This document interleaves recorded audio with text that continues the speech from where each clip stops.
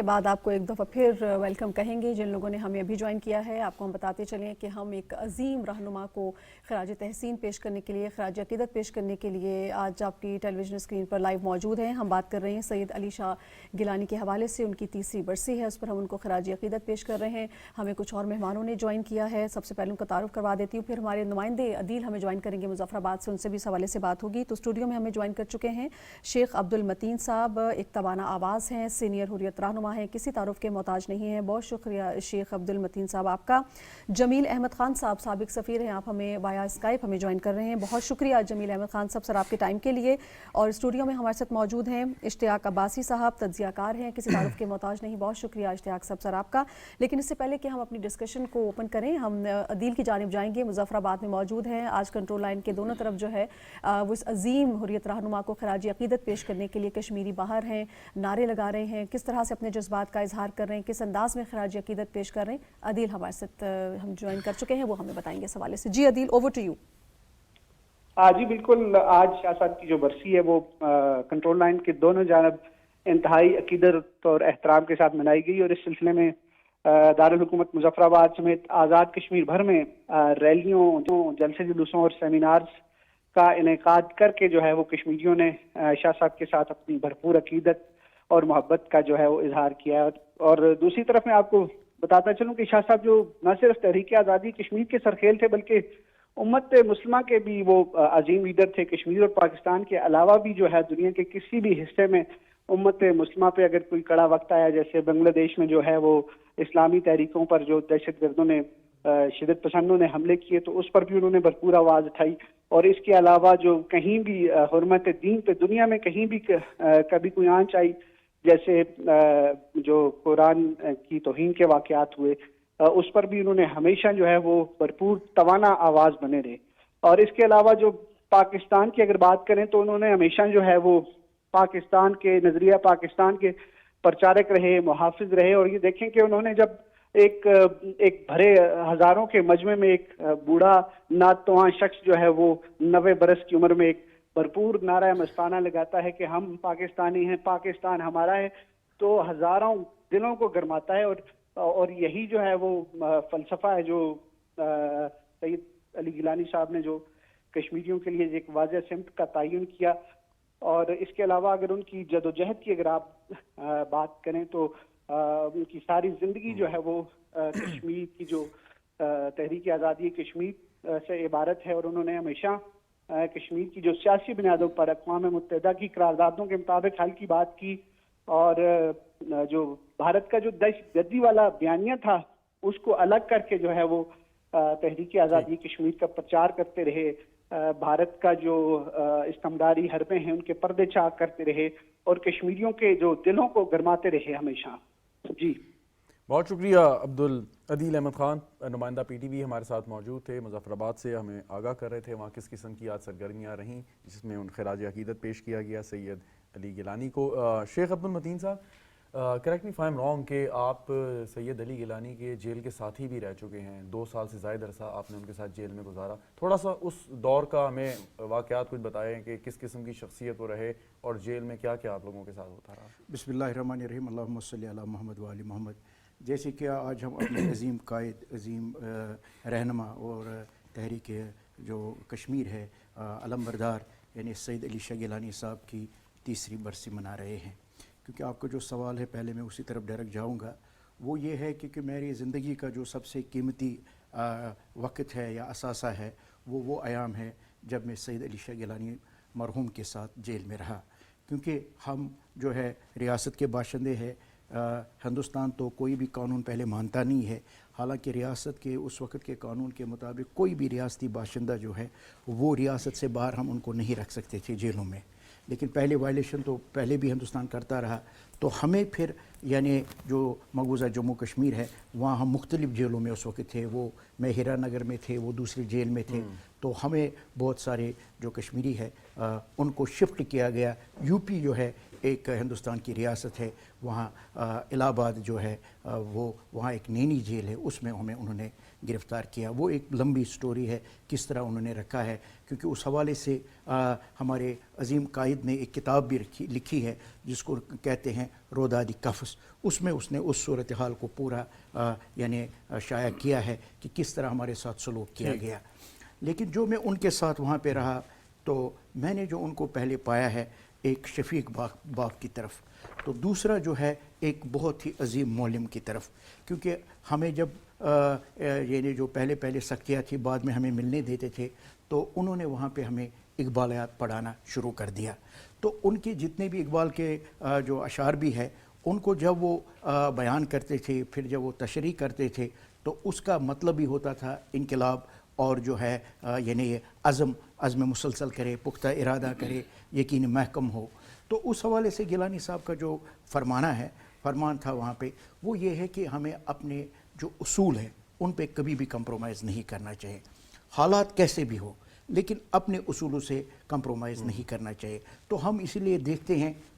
जब हम अपने अजीम कायद की पूरी ज़िंदगी पे नज़र दौड़ाते तो उसका एक जो है एक मुसम्मम इरादा जो था, यानी जिसको हम कहते हैं कंसिस्टेंसी, और फिर जो उनके नज़रियात थे उसको जो वो बयान जिस तरह वो करते थे, फिर वो आखिरी अयाम तक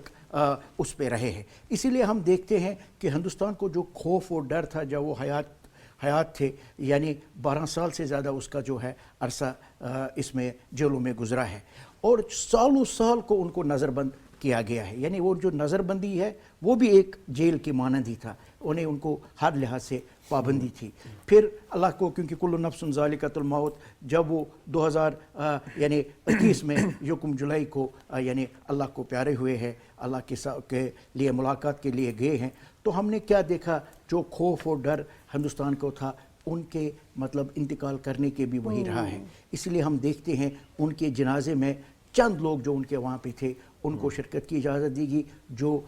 कश्मीरी पूरी कौम उमड़ के आना चाहती थी वहाँ पे पाबंदी लगा दी गई। इतना ही नहीं बल्कि रात के अंधेरे में उनको दफनाया गया है। तो इसलिए हम समझते हैं कि हिंदुस्तान का जो खौफ और डर था पहले वो उनके मरने के बाद भी रहा, लेकिन हकीकतन ये है कि उनका जो असल मकसद था वो हर लिहाज से कामयाब हुए हैं। ठीक, इश्तियाक साहब, सर इतने अजीम रहनुमा के लिए मतलब अल्फाज कम पड़ जाते हैं, लेकिन उनके दुनिया से तशरीफ़ ले जाने के बाद जिस तरह से उनकी जानशीन, ख़ास तौर पर अगर हम बात करें मसला तारम भट्ट की, जिस अंदाज़ में वो इस तहरीक को आगे लेके जा रहे हैं, उसको आप कैसे देखते हैं? किस अंदाज़ में आप देखते हैं कि किस अंदाज़ में वो इसको आगे लेके चल रहे हैं? जो उन्होंने सबक दिया, जो उन्होंने कहा कि अगर आप सच्चे हैं तो फिर डट जाए चाहे जान चली जाए, उस पर अभी तक कायम है। जी, बिस्मिल्लाहिर्रहमानिर्रहीम, बहुत शुक्रिया आपने मदऊ किया। सबसे पहले तो मैं दुआगो हूँ कि अल्लाह ताला मरहूम को जन्नतुल फरदौस में आला मुकाम अता फरमाए, और उनकी जो अजीम कुर्बानियाँ हैं आज़ादी कश्मीर के लिए, उनको हम आगे लेकर चलने की हमें भी तौफीक अता फरमाए। देखिए, मैं आपके सवाल के आने से पहले दो पहलू का ज़रूर ज़िक्र करना चाहूँगा। एक तो अली गिलानी साहब की शख्सियत के हवाले से, जैसा कि आपने कहा कि जितना कहा जाए वो कम है, और यकीनी तौर पे वो एक गैर मामूली शख्सियत थे, और दुनिया में वही लोग लीडरशिप के काबिल होते हैं जो गैर मामूली सलाहियतों के मालिक हों। एक तो मैं समझता हूँ कि जो अली गिलानी साहब ने सबसे बड़ा एहसान किया कश्मीर के ऊपर, कश्मीरी अवाम के ऊपर, और बड़ी हद तक पाकिस्तान के ऊपर भी, वो ये था कि देखिए 90 की दहाई में बड़ी शदीद ज़रूरत थी कि मसला कश्मीर को दोबारा से एक नए अंदाज़ में उजागर किया जाए दुनिया के सामने, सफारती सतह पर, और कश्मीर के अंदर भी और पाकिस्तान के अंदर भी। क्योंकि होता यह है कि एक नस्ल होती है, वो किसी मकसद के लिए जदोजहद करती है, फिर वो लोग कुछ दुनिया से चले जाते हैं, कुछ बाकी वजूहात की बुनियाद पर पीछे आ जाते हैं। तो नई नस्ल को किसी भी मकसद के लिए दोबारा से बताना, उसको उजागर करना, उसके अगराज़ व मकासद के हवाले से नई नस्ल को आगाह करना बड़ा ज़रूरी होता है। तो चूँकि कश्मीर का मसला ज़ाहिर हमें पता है 49 से ये मसला चला, और फिर उसके बाद 40 साल गुजर चुके थे, तो मसला शायद हर दौर में उजागर रहा है, लेकिन 90 की दहाई में बतौर ख़ास ज़रूरत थी कि इस मसले को नौजवान नस्ल के सामने रखा जाए और कश्मीर की आज़ादी की बात नए तवाना अंदाज में की जाए। तो गिलानी साहब ने, मैं समझता हूँ कि उस टाइमिंग को यकीनी तौर पर उन्होंने बांपा होगा कि दोबारा से मसला कश्मीर को नौजवानों के सामने, और जो ख़ास करके कश्मीरी नौजवान हैं उनके सामने इसको रखा जाए, और मसला कश्मीर के हल के लिए दोबारा से एक असर कोशिश की जाए। तो मैं समझता हूँ कि टाइमिंग फैक्टर जो था वो बड़ा कमाल का था, और उन्होंने یقینی طور پہ ہم کہتے ہیں کہ آج بھی اگر مسئلہ کشمیر پہ ہم بات کرتے ہیں تو سچی بات ہے، ہم جو نسل ہیں ہمیں 90 کے بعد ہی اس مسئلے کے حوالے سے ایک نئی تحریک ہمارے سامنے آئی، اور ڈیفینیٹلی پی ٹی وی آج بھی کر رہا ہے، اس دور میں بھی پی ٹی وی نے مسئلہ کشمیر کو اجاگر کرنے کے لیے بڑا کردار ادا کیا تھا۔ مجھے یاد ہے پی ٹی وی کے بڑے معروف ڈرامے ہیں جنہوں نے بڑی شہرت بھی حاصل کی اور مسئلہ کشمیر کو اجاگر کرنے میں بڑا مؤثر کردار بھی ادا کیا، تو پاکستان ٹیلی ویژن کو بھی یہ کریڈٹ ضرور جاتا ہے کہ اس نے اس وقت مسئلہ کشمیر کو اجاگر کرنے کو، وہاں پہ جو تحریک چل رہی تھی اس میں ایک جان ڈالی، اپنا جو پی ٹی وی کا کردار بنتا تھا اس کے ذریعے، وہ میں آج بھی یاد ہے، آپ کو بھی ڈیفینیٹلی یاد ہوگا۔ دوسری جو چیز گیلانی صاحب کے حوالے سے بڑی خاص ہے وہ یہ ہے کہ دیکھیے جب بھی سیاسی تحریکیں یا کوئی بھی احتجاجی تحریکیں چلتی ہیں تو اس میں گروپ بندی ہو جاتی ہے، اور تحریک کے لوگ یا اس میں پارٹیسپیٹ کرنے والے لوگ سارے اپنے جگہ پہ مخلص ہوتے ہیں، لیکن بہت سارے لوگوں کو کسی ایک نقطے پر یا کسی ایک ایجنڈے پر ایک لمبے عرصے کے لیے متفق رکھنا بھی بڑا مشکل ہوتا ہے، ٹھیک ہے، اس میں اختلافات پیدا ہو جاتے ہیں چاہے ان کی نوعیت کوئی بھی ہو۔ لیکن گیلانی صاحب کی شخصیت کا یہ بڑا ایک منفرد پہلو تھا جو دنیا میں بہت کم سیاسی تحریکوں کو لیڈ کرنے والے قائدین میں پایا جاتا ہے، کہ انہوں نے مسئلہ کشمیر کو نہ صرف اجاگر کیا، زندہ رکھا، بلکہ جتنے بھی اس وقت مختلف جہادی تنظیمیں تھیں یا گروپس تھے ان سب کو انہوں نے متحد کیا، نہ صرف متحد کیا بلکہ ان کے جو چھوٹے موٹے اختلافات پیدا ہو بھی جاتے تھے ان کو بھی ختم کرنے کے لیے گیلانی صاحب جو تھے وہ ایک بڑا مؤثر کردار ادا کرتے تھے، اور جو بات وہ کہہ دیتے تھے تقریباً سارے اس پر اتفاق کر لیتے تھے۔ تو یہ ایک بہت بڑی بات تھی ان کی ذات کے اندر کہ انہوں نے ایک بہت بڑی احتجاجی تحریک کو لیڈ کیا، نہ صرف اس کو زندہ رکھا بلکہ نئی نوجوان نسل کو اس حوالے سے بتایا۔ دوسرا جو آپ کا سوال تھا اس میں یہ ضرور کہنا چاہوں گا کہ دیکھیے اس وقت جو دنیا کے حالات ہیں ان حالات کے تناظر میں ہم دیکھیں تو مسئلہ کشمیر کو جتنی اہمیت ملنی چاہیے شاید اتنی نہیں مل رہی۔ انٹرنیشنل طور پر اگر ہم اس کو دیکھیں پاکستان اپنی طرف سے بھرپور کوشش کر رہا ہے، پاکستان سفارتی محاذ پر، اخلاقی محاذ پر کشمیر کی آزادی کی ایک بھرپور توانا آواز ہے، اور کشمیریوں کو بھی پاکستان سے بڑی توقعات وابستہ ہیں، لیکن جو اس وقت دنیا کے حالات ہیں اس میں آپ دیکھیں کہ فلسطین کا جو مسئلہ ہے، اب کشمیر کا جو مسئلہ ہے وہ فلسطین سے کم نہیں ہے، اور کشمیر کے اندر بھی فلسطین سے اگر زیادہ نہیں تو کم از کم فلسطین کے برابر ظلم و بربریت تو وہاں بھی پہاڑ ہے، نوعیت مختلف ہے، لیکن کشمیر فلسطین کے مسئلے کو عالمی توجہ حاصل ہے، اور کشمیر کے مسئلے کو اتنی عالمی توجہ حاصل نہیں ہے جتنی ہونی چاہیے، حالانکہ وہاں بھی ظلم ہو رہا ہے، لیکن میں سمجھتا ہوں کہ مسئلہ کشمیر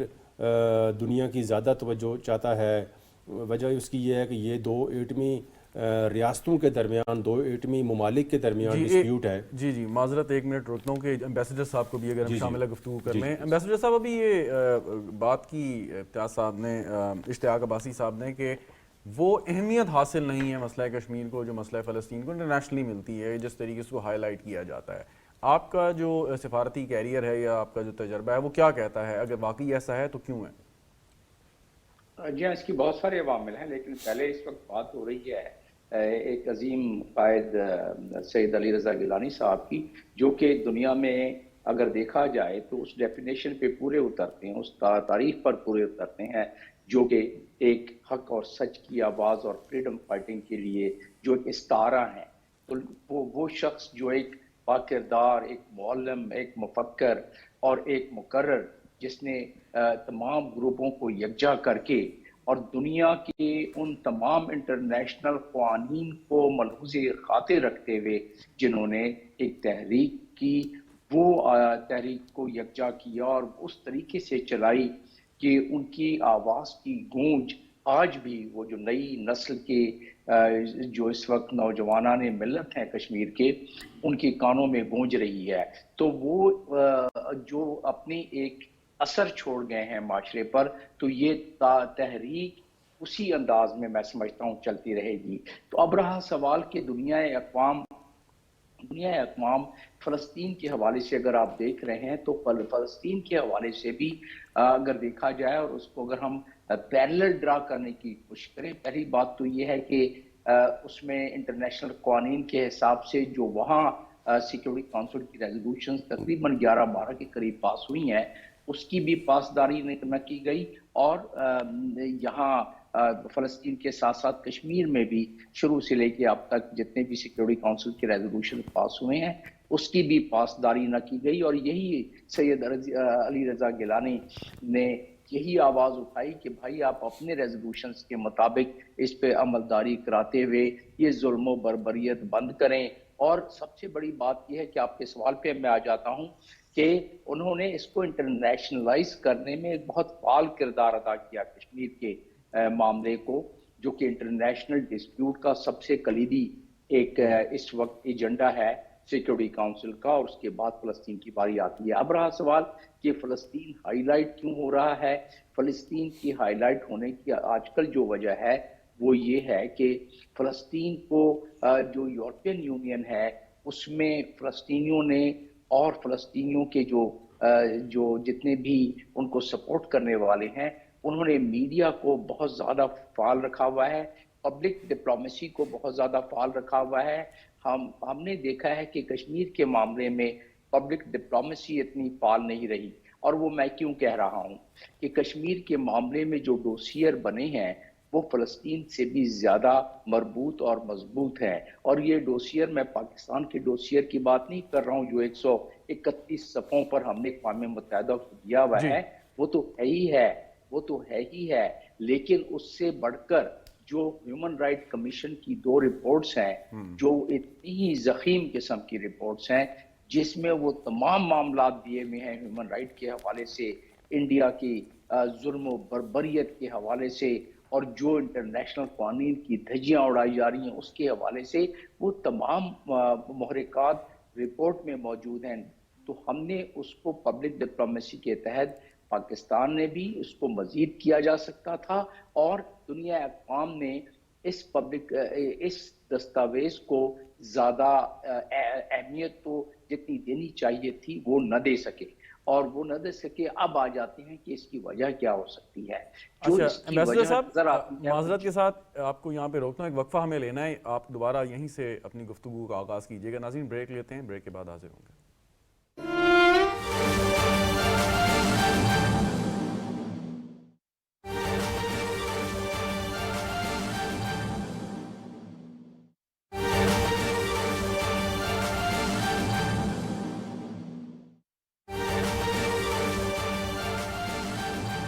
مقبوضہ کشمیر میں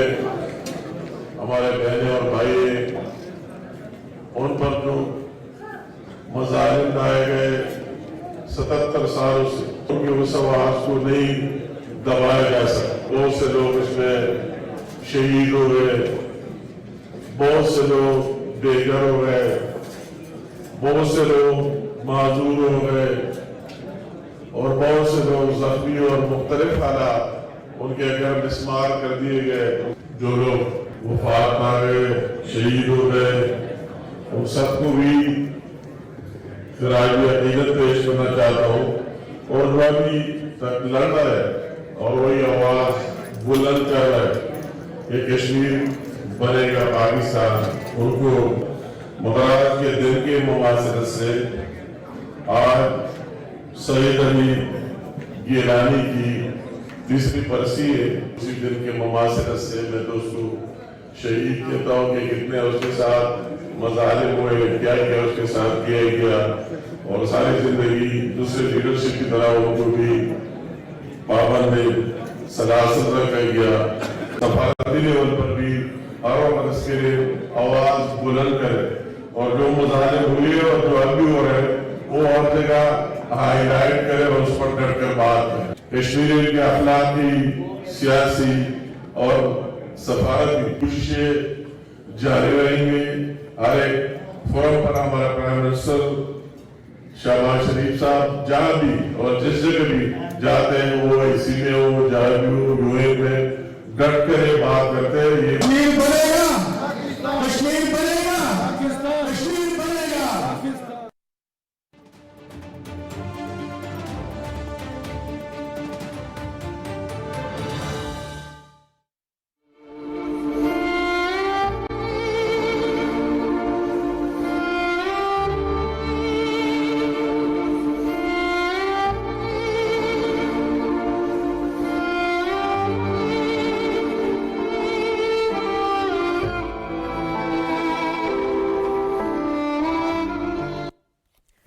वेलकम बैक नाजरीन। जी जमील अहमद खान साहब, सर आप अपनी बात कंप्लीट कीजिएगा। इनकी जो आपके ज़ेरे बहस थी बात, आपके बाकी जो यहाँ बात हुई पैनलिस्ट ने, वो यही कहा कि इसमें फ़लस्तीन की इतनी अहमियत नहीं मिल रही है। पहली बात तो ये कि फ़लस्तीन के मामले में वो हचकोले आते रहे हैं, कभी अहमियत मिली है, कभी ज़्यादा नहीं मिली है। आजकल ज़ाहिर है जो वहाँ हो रहा है उसमें तो अहमियत मिलनी भी चाहिए और मिल भी रही है, लेकिन उसका कोई हल नहीं निकल रहा है उस अहमियत के बावजूद। और कश्मीर का जहाँ तक मामला है, तो कश्मीर का मामला जियोपॉलिटिकल तनाजुर में अगर हम देखें तो फिर हमें ये समझ में आती है बात कि इसमें इतनी ज़्यादा क्यों नहीं इंटरनेशनल जो इदारे हैं या इंटरनेशनल कम्युनिटी वो क्यों नहीं इसमें ज़्यादा दिलचस्पी ले रही है। इंडिया इस वक्त अमेरिका का एक कलीदी न सिर्फ एलाई है, बल्कि उनकी फॉरेन पॉलिसी में इंडिया की हैसियत एक कलीदी हैसियत हो जाती है। वो यूं हो जाती है कि चाइना कंटेनमेंट पॉलिसी में इंडिया को एक बहुत अहम किरदार मिल गया है, और उसका सबूत क्यों है कि इंडिया क्वाड्स का भी एक बहुत मुहर्रिक मेंबर है और उसको ओकास को सपोर्ट भी कर रहा है, और इंडिया स्ट्रिंग ऑफ अलायंस का भी बड़ा मजबूत मेंबर है। तो इसकी वजह एक तो ये है क्योंकि जब तक अमेरिका का वजन न हो किसी पलड़े में, जैसे फ़लस्तीन के पलड़े में नहीं है, कश्मीर के पलड़े में नहीं है अमेरिका का वजन, तो सिक्योरिटी काउंसिल में हमें प्रॉब्लम होती है। और यही वजह है, और ये आपके सवाल का जवाब होना चाहिए कि इसी वजह से ये हल इसके निकल नहीं रहे हैं। वरना इतने मुहर्रिक किस्म के और इतने मजबूत लीडर जिसने इतनी आवाज उठाई, सैयद अली रजा गिलानी, और वो यही कहते थे कि आपका अपना इंटरनेशनल जो कानून है उसके मुताबिक आप इसको फैसला करें, और उन्होंने इंटरनेशनलाइज भी किया इस बात को ह्यूमन राइट के हवाले से, फ्रीडम फाइटिंग के हवाले से। और अगर इसी का पैरेलल ड्रा करें आप, तो रामोस होता एक लीडर ईस्ट तिमोर में जहां मेरी तैनाती थी अक़वाम मुत्तहिदा के तरफ से, उनको इन्हीं अवामिल की वजह से, जो कि अली रज़ा गिलानी साहब ने जो किरदार अदा किया है कश्मीर में, नोबेल प्राइज दे दिया, जबकि कश्मीर में फ्रीडम फाइटिंग को इतना पजीराई नहीं मिल रही है जिसकी मैंने आपको वजह बता दी। तो उस लिहाज से अगर देखा जाए तो हमने जो अक़वाम मुत्तहिदा के चार्टर का आर्टिकल 1 है उसके तहत राइट ऑफ सेल्फ डिटर्मिनेशन तो है ही है, और यही गिलानी साहब भी कहते थे कि जी आपका 48 का जो रेजोल्यूशन है सिक्योरिटी काउंसिल का, उसको देख लें आप, यूनाइटेड नेशन के चैप्टर के आर्टिकल 1 को देख लें, आप universal declaration of human right को देख लें, आप जेनेवा कन्वेंशन और उसके एडिशनल प्रोटोकॉल को देख लें। और इस पे बड़ी अहम बात मैं करने लगा हूं, अगर आपके पास चंद लम्हात हैं तो वो ये कि जेनेवा कन्वेंशन के अगर आप हवाले से देखें तो आपको समझ आएगी कि किस तरह इंडिया ने अपना डोमिसाइल लॉ चेंज करके, जिस तरीके से 370 और 35 को एब्रोगेट करके, जिस तरीके से वो उन्होंने खिलाफ वर्जी, इब्तिदाई जो डॉक्यूमेंट था जिसको असेशन का जो डॉक्यूमेंट था इनसे जब कश्मीर के राजा से हरजीत सिंह से जब असेशन साइन करवाया गया, उसकी भी पासदारी नहीं की, और उसके मुताबिक भी कश्मीर की जो एक स्पेशल स्टेटस था उसको खत्म किया गया, जो कि मैंने जो कानून बताया इंटरनेशनल उसकी भी खिलाफ वर्जी है, और साथ में अपने ही वायदों की खिलाफ वर्जी है। जमील साहब, सर आपने बड़ी अपनी गुफ्तगू में बड़े अहम नुकात उठाए। सर मैं ज़रा शामिल गुफ्तगू कर लूँ शेख अब्दुल मतीन साहब को। सर अभी जमील साहब ने एक जुमला इस्तेमाल किया, उन्होंने कहा कि पब्लिक डिप्लोमेसी जो है वो इतनी स्ट्रांग नहीं है कश्मीर के मामले पे एज़ कम्पेयर टू पैलेस्टीन। आप मुझे ये बताइएगा उसमें उसकी वजूहात आप क्या देख रहे हैं? दूसरा, जो कश्मीरी डायस्पोरा है उसका इस सिलसिले में कितना अहम और कलीदी किरदार बनता है इस सारी चीज़ को ज़िंदा रखने में, और क्योंकि जदीद तकाजे भी हैं उस दौर के साथ साथ इस मामले को उस अंदाज में उजागर करने में उनका कितना किरदार है? पहले मैं सिर्फ आपकी जो आपने सवाल किया था उसको थोड़ा जवाब देना चाहूँगा, जो पहले आपने किया था अब्बासी साहब को जी, क्योंकि वो उस तरह हाईलाइट नहीं हुआ तो मैं उस पर ज़रूर बात करना चाहूँगा। क्योंकि आपने नाम लिया है मसरत आलम भट्ट। मसरत आलम भट्ट जो है वो है सैयद अली शाह गिलानी साहब का अक्स, इसीलिए सैयद अली शाह गिलानी साहब ने अपने सामने मसरत आलम को जानशीन करार दिया गया। तो इसलिए एक अशरफ सहराई साहब को, जो कि अब इस जी, दुनिया में दुनिया में नहीं नहीं रहे, है। और मसरत आलम भट्ट साहब, क्योंकि मसरत आलम भट्ट साहब की अगर आप जदोजहद देखेंगे, और जो ख़ासकर 2008-2010 की तहरीक थी, और जो हिंदुस्तान के वज़ीर दाखिला राजनाथ ने उनके सर पे कीमत रखी है, क्योंकि वो तो मास मूवमेंट में माने वो कोई मिलिट्री ये तो नहीं था, कमांडर नहीं था, बल्कि वो एक सियासी जदोजहद कर रहा था। लेकिन जिस तरह उस वक़्त उन्होंने उस जदोजहद को उबारा, तो हिंदुस्तान ने उस पर इनाम भी रखा था। इसीलिए मैं आपकी वसातत से PTV पे बताना चाहूँगा, आप लोग ज़रूर मसरत आलम साहब के वीडियोज़ में जाएँ, तो आपको लगेगा कि जो गिलानी साहब और मसरत आलम है, ये कोई अलग अलग चीज़ नहीं है। ये जो हम पाकिस्तानी हैं, पाकिस्तान हमारा है, ये गिलानी साहब के साथ मसरत आलम भट्ट साहब का भी नारा रिफ्लेक्शन है, है, रिफ्लेक्शन है। बिल्कुल। तो ये मैं ज़रूरी कहना चाहता था। जहाँ तक अब आपने ये बात की है, देखिए असल में अनफॉर्चुनेटली बैनुल अक़वामी तौर पे हम देखते हैं यहाँ इंटरेस्ट्स को यानी लिया जाता है, यानी पॉलिटिकल इंटरेस्ट जो होता है, जियो पॉलिटिकल इंटरेस्ट और जियो इकोनॉमिकल इंटरेस्ट। अदरवाइज़ अगर हम कश्मीर को देखेंगे, यानी कश्मीर जो है, इसमें यूनाइटेड नेशन के सलामती कौंसिल के 18 करारदादें पास हुई है। अभी यहाँ पे बात भी हुई है, यानी यूनाइटेड नेशन ह्यूमन राइट्स के यानी 2 वाज़ह रिपोर्ट्स आई है, 2018 में, 2019 में।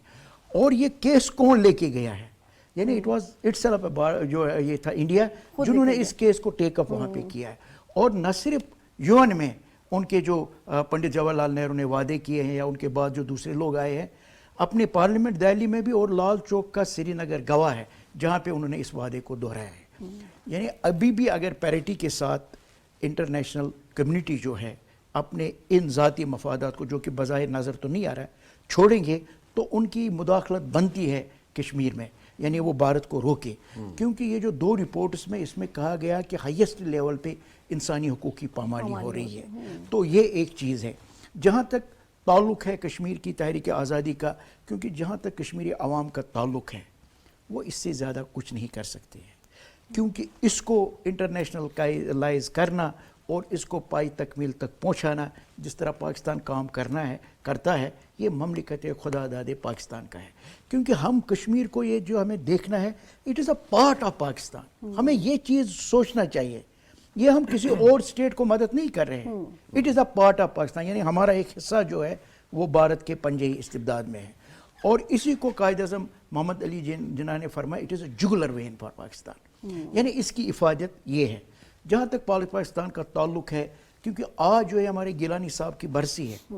ये सिर्फ कश्मीरी नहीं मनाते, ये पाकिस्तानी भी मनाते हैं, और उसी जोश और जज्बे से मनाते हैं। यानी आप आज जाकर PTV का अगर आप देखें, सुबह से सिर्फ प्रोग्राम हमारे जो आइकन लीडर है सैयद अली शाह गिलानी साहब, उन्हीं के हवाले से है, या बाकी चैनलों पे, PTV तो हमेशा आगे आगे होता है। तो उसका मतलब है जो असल में गिलानी साहब के नज़रिया था, और उन्होंने 2 टोक अल्फाज में कहा है कि मुझे अगर पूछा जाए तो मेरे लिए सिर्फ और सिर्फ पाकिस्तान बेहतर है, ठीक है ना। और इसके लिए उन्होंने बबांगी दोहल ऐलान भी किया, और ये जो नारा है, हम पाकिस्तानी है, पाकिस्तान हमारा है। इसीलिए ये बस बात शॉर्ट करके एंड करूँगा। इसीलिए हम देखते हैं कि न सिर्फ कश्मीरी जो है गिलानी साहब को अपना रहबर और रहनुमा समझते हैं, या न सिर्फ वो कश्मीरियों के लिए हीरो है, वो पाकिस्तान के लिए भी हीरो है, उनकी हैसियत ऐसी है। तो ये मफादात है अपनी जगह पे इंटरनेशनल लेवल पे, लेकिन हकीकतन है ये गिलानी साहब का भी दर्स है, जो बंदा हक पे होता है, देर सवेर लग सकती है, लेकिन उसको हक मिलता है। हमें क्या करना चाहिए, हमें परसिस्टेंस नहीं दिखानी चाहिए, और वो वक्त दूर नहीं जब इंशाल्लाह कश्मीर आज़ाद होगा। इंशाल्लाह। अब्बासी साहब, वो वक्त दूर नहीं जब कश्मीर आज़ाद होगा, तो आपके ख्याल में कि सैयद अली गिलानी हो, दीगर कश्मीरी रहनुमा हो, या आम लोग हों जिनकी इसमें कुर्बानियाँ हैं इस जद्दोजहद में, उन तमाम तर कुर्बानियों की वजह से आप समझते हैं कि भारत उस नहज पर पहुँचने वाला है कि जहाँ पे उसके पास सिवाय UN रेजोल्यूशन को इम्प्लीमेंट करने के अलावा कोई चारा नहीं रहेगा? देखिए, पहली बात तो ये है कि मैं समझता हूँ कि जो UN रेजोल्यूशन है, बहुत सारे लोग ये समझते हैं और ये कहते भी हैं कि अक़वाम मुत्तहिदा ने बड़ा अच्छा उस वक़्त फ़ैसला दिया था और करारदाद पास की थी कि कश्मीर के अवाम को फ़ैसले का हक़ दिया जाए कि वो आया पाकिस्तान के साथ रहना चाहते हैं या हिंदुस्तान के साथ। मैं समझता हूँ कि ये भी अक़वाम मुत्तहिदा ने उस वक़्त भारत के हक़ में फ़ैसला दिया था। जैसे आज हम देखते हैं कि जो यूनाइटेड नेशन का किरदार है, ख़ास करके मुसलमान ममालिक के हवाले से, جب بھی کوئی چیز جاتی ہے وہاں پہ تو مسلمانوں کو وہاں سے انصاف نہیں ملتا. اور 1949 میں بھی وہ جو قرارداد تھی بیسیکلی آپ دیکھیں نا تو مجاہدین بہت آگے تک چلے گئے تھے, پہنچ گئے تھے, اور بڑا حد تک امکان تھا کہ مقبوضہ کشمیر بھی آزاد کشمیر کی طرح وہ آزاد کرا لیتے. تو یہ بھارت کی ایک چال تھی جس میں نہرو سوچے سمجھے منصوبے کے تحت وہاں پر گیا, اور وہ جو اقوام متحدہ کی قرارداد تھی بیسیکلی اس نے مجاہدین کا راستہ روکا. وہ کوئی سچی بات ہے کہ پاکستان کی فیور میں وہ قرارداد نہیں تھی, نہ کشمیریوں کے فیور میں وہ قرارداد تھی. آج بھی ہم دیکھتے ہیں کہ جو یو این کا رول ہے وہ آپ سمجھتے ہیں بالکل ون سائیڈڈ رول ہے اقوام متحدہ کا, اور ایک غیر مؤثر رول ہے اس کا. دوسری بات جو ہے, ہم نے فلسطین کا ذکر کیا. دیکھیے فلسطین کا معاملہ اپنی جگہ بالکل ضرور ایک وہ بڑا گمبھیر معاملہ ہے اور بڑا ظلم و ستم ہو رہا ہے, لیکن میں سمجھتا ہوں کہ کشمیر کا جو معاملہ ہے وہ دنیا کے لیے اس وقت اگر جو کوئی سلگتے ہوئے 2-3 بڑے معاملات ہیں ان میں سے ایک کشمیر ہے. کشمیر کا جو تنازع ہے یہ 2 ایٹمی ممالک کے درمیان ہے, اور خدا نخواستہ اگر اس مسئلے کی وجہ سے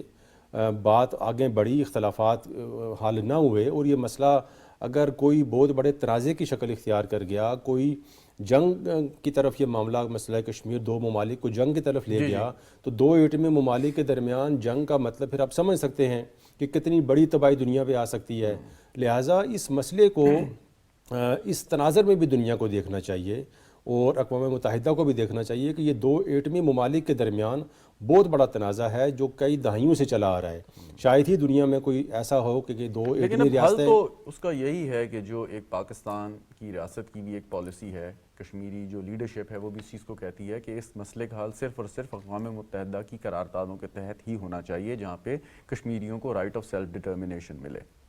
دیکھیے ایک چیز اس وقت کیا ہوا, قرارداد کا کیا مقصد تھا, اقوام متحدہ نے کیا رول پلے کیا, آپ درست فرما رہے ہوں گے جی. لیکن اب تو صرف یہی ہے نا کہ حق خود ارادیت ملے, جائز طور پر ملے, اور کشمیری عوام اپنا خود فیصلہ کریں. دیکھیے اس کے 2 پہلو ہیں. اگر ہم یہ کہیں تو ہمیں یہ بھی تھوڑا تسلیم کرنا پڑے گا کہ کشمیر کی آزادی کے لیے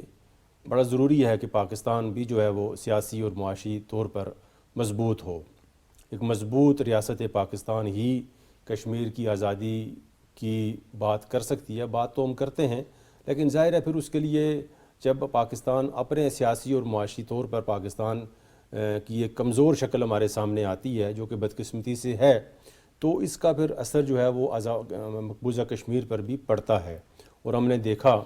کہ پاکستان کا جو رول ہے وہ سفارتی محاذ پر تو بڑا مضبوط ہے پہلے کی طرح, اور ہمیں پوری امید ہے کہ رہے گا, اور پاکستان کا بچہ کشمیر کے ساتھ کھڑا ہے, اور کشمیر کی آزادی کے لیے پاکستان کبھی کوئی کمپرومائز کر ہی نہیں سکتا. لیکن ہمیں اپنے داخلی مسائل اور جیسے میں نے کہا کہ معاشی مسائل, سیاسی مسائل کی طرف بھی دیکھنا ہوگا.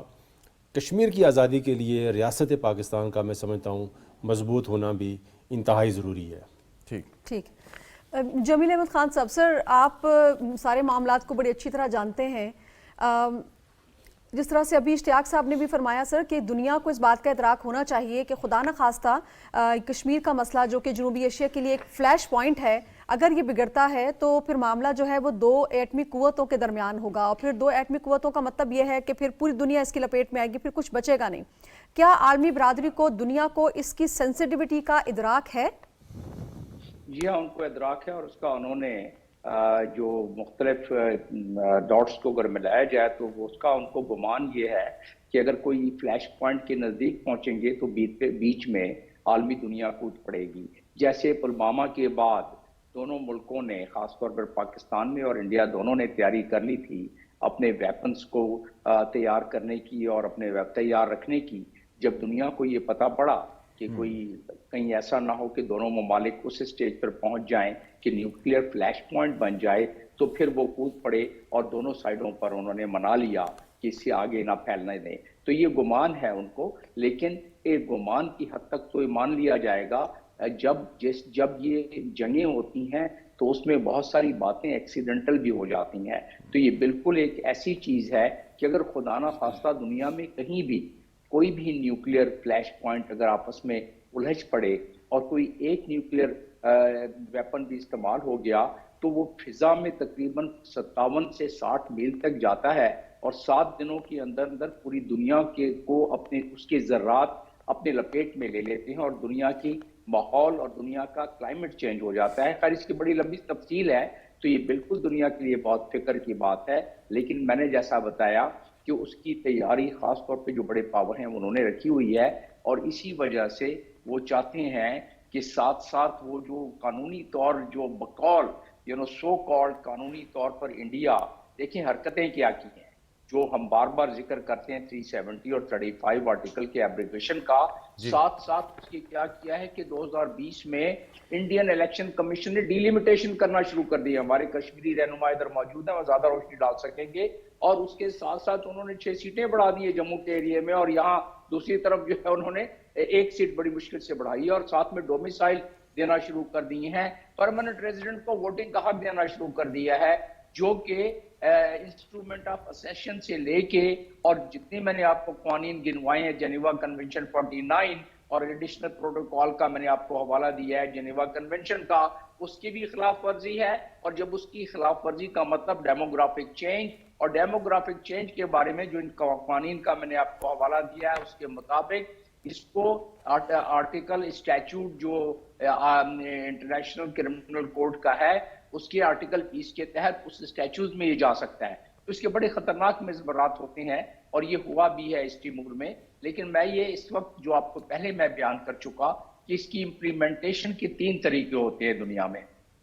پہلا تو اس کا میں نے بتایا کہ پریشرائز کرنے کے لیے پبلک ڈپلومیسی. دوسرا اس کے لیے میں نے بتایا ہے ٹریڈیشنل ڈپلومیسی جو میں ذکر کرنا چاہتا ہوں. ٹریڈیشنل ڈپلومیسی کے تحت جہاں جہاں جو سفارت خانے ہمارے ہیں یا کسی اور ملک کے جو درد دل رکھنے والے ہیں, ہیومن رائٹ کے پاسداری کرتے ہیں, وہ ان کو باور کراتے ہیں کہ اقوام متحدہ کے ان قوانین کی دھجیاں اڑائی جا رہی ہیں. اور فائنلی لیگل ڈپلومیسی, اور لیگل ڈپلومیسی سے ہی فائنل فیصلہ ہوتا ہے. مثال کے طور پر انڈیا جو یہ حرکت کر رہا ہے, اس کو جب تک کہ انڈیا کو فورسفلی نہ کہا جائے, اور فورسفلی کہنے کا طریقہ ہے صرف یونائٹڈ نیشن چارٹر کا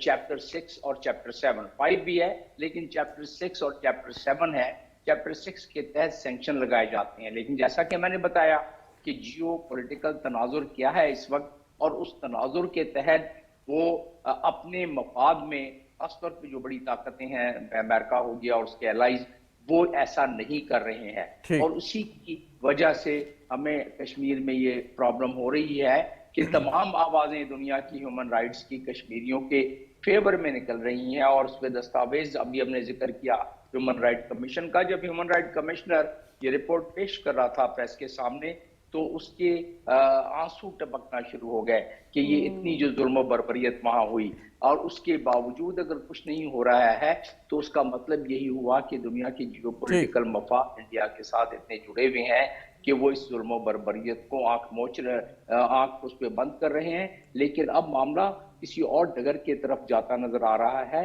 اگر انہوں نے جس اسپیڈ سے ڈیموگرافی چینج کرنا شروع کی ہے, جس طریقے سے ڈیلیمیٹیشن کرنا شروع کی ہے, اور جو انہوں نے الیکشن کا اعلان کر دیا ہے, آگے جا کے ان کی نیت انڈیا کی کچھ نظر آ رہی, اور وہ دنیا کے سامنے یہ بتانا چاہتے ہیں کہ دیکھیں اب ہم کیا کریں. انہوں نے خود اب پوائنٹ ٹیکن ایمبیسڈر صاحب. جی شیخ صاحب, اب یہ جیسے ایمبیسڈر صاحب فرما رہے تھے کہ معاملہ کسی اور طرف چلا جائے گا اگر انٹروین نہ کیا, اور بظاہر لگتا ہے کہ وہ عالمی طاقتیں انٹروین نہیں کریں گی, تو پھر یہ معاملہ کس طرف جائے گا آپ کے خیال میں؟ دیکھیں, ہم کشمیری بھی جو چاہتے ہیں نا, وہ ہم بھی, ہماری بھی ڈیمانڈ ہے کہ اس کا ایک ایمیکیبل سلوشن نکلنا چاہیے. لیکن یہ ایمیکیبل سلوشن نکلتا کیوں نہیں ہے؟ اس کی بنیادی بات جو ہے وہ سٹب بارن سٹینڈ جو ہے انڈیا جو ہے, کشمیر, پاکستان اور انڈیا. پاکستان کا ایک اصولی موقف ہے اور وہ اصولی موقف پہ قائم و دائم ہے. لیکن دوسری طرف سے جو ہندوستان ہے, یعنی ابھی اب آپ نے دیکھے ابھی 5 اگست 2019 کی بات کریں گے, ابھی یہ جو ایمبیسڈر صاحب بھی کہہ رہے تھے 35A آرٹیکل اور 370 آرٹیکل, حالانکہ یہ جو آرٹیکلز ہے ہمارے اس کے ساتھ یہ کنسرن نہیں ہے, کیونکہ ہماری جو اصل میں ہے وہ ہے جدوجہد آزادی کی. لیکن اس کے پیچھے جو ہندوستان کے عزائم تھے, جو اب اس نے مطلب اس پہ عمل پیرا بھی ہے, تو وہ یہ ہے کہ کشمیر کی ڈیموگرافی کو چینج کرنا. اور اسی حوالے سے ہم دیکھتے ہیں کہ جو غیر ریاستی باشندے ہیں تو اس وقت جو ہے یعنی لاکھوں ڈومسائل. اس کا تو مطلب یہ ہوا کہ اگر ڈیموگرافی چینج ہوتی ہے تو پھر قراردادیں جو ہیں وہ تو نیل اینڈ وائڈ ہو جائیں گی. وہ تو کہتی ہیں کہ جی ڈیموگرافی آپ چینج نہیں کر سکتے. ایک خدشہ یہ بھی ہے نا, دیکھیں مسئلہ ہمارا ہے نا یونائٹڈ نیشن میں,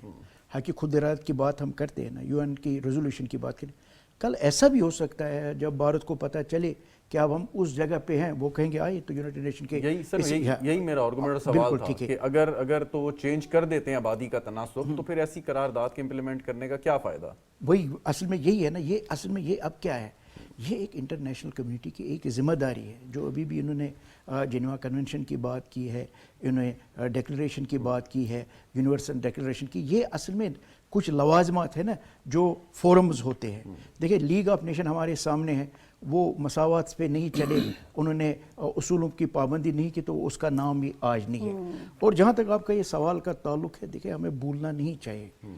हिंदुस्तान और पाकिस्तान दोनों न्यूक्लियर पावर है जी बिल्कुल। और कश्मीर का ये जो है ये सिर्फ जनूबी एशिया इसकी जद में नहीं आ सकता इसमें जिस तरह एम्बेसडर साहब ने भी कहा पूरा वर्ल्ड इसकी जद में आ सकता है। यानी अगर हम कहेंगे कि कश्मीर जो एक फ्लैश पॉइंट है, ये गलत बात नहीं होगी। तो इसलिए हमें इस मसले को एड्रेस करने की ज़रूरत है। अगर हमने इस मैटर्स को एड्रेस नहीं किया तो इसके जो है ना फार फ्लैंगिंग जो है ना इसके जो कॉन्सिक्वेंसेस होंगे, तो इसलिए कश्मीर के मसले को बिल्कुल हमें एड्रेस करने की ज़रूरत है। Right, any final comment Ishtiaq sahab, ये आप सवाल? जी बस यही मैं जानना चाह रही थी इनसे। जी मैं इसमें ये कहना चाहूँगा कि देखिए कश्मीर का जो मसला है, मैं समझता हूँ ये इस वक्त पाकिस्तान और इंडिया दोनों के जो